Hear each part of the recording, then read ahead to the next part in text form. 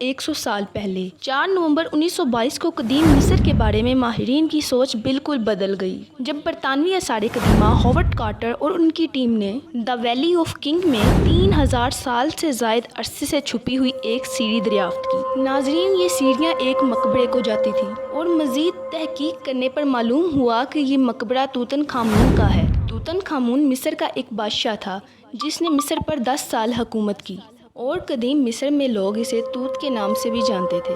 دوسرے مصری بادشاہوں کی طرح توتن خامون کو بھی مختلف قسم کی جنازے کی اشیاء اور ذاتی املاک مثلاً تابوت، فرنیچر، کپڑے اور زیورات کے ساتھ دفن کیا گیا تھا۔ جب ماہرین توتن خامون کے مقبرے میں داخل ہوئے تو مقبرہ عجیب و غریب جانوروں کے مجسمے اور سونے سے آراستہ تھا۔ انہیں توتن خامون کی ممی کی تہوں میں سے ایک سونے کا خنجر بھی ملا جسے بادشاہ کے جسم پر رسمی طور پر رکھا گیا تھا۔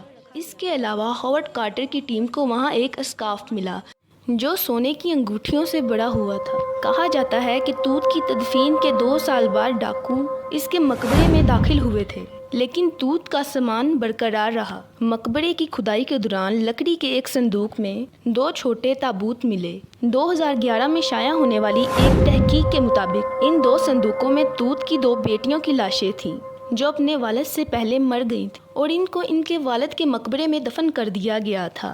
اگر توتن خامون کی موت پہ بات کی جائے تو اس کی موت 19 سال کی عمر میں ہوئی تھی۔ حال ہی میں ایکس رے اور سی ٹی اسکین کا استعمال کرتے ہوئے معلوم ہوا کہ اس کی موت ملیریا کی وجہ سے ہوئی اور مرنے سے پہلے اس کی ایک ٹانگ بھی ٹوٹی ہوئی تھی۔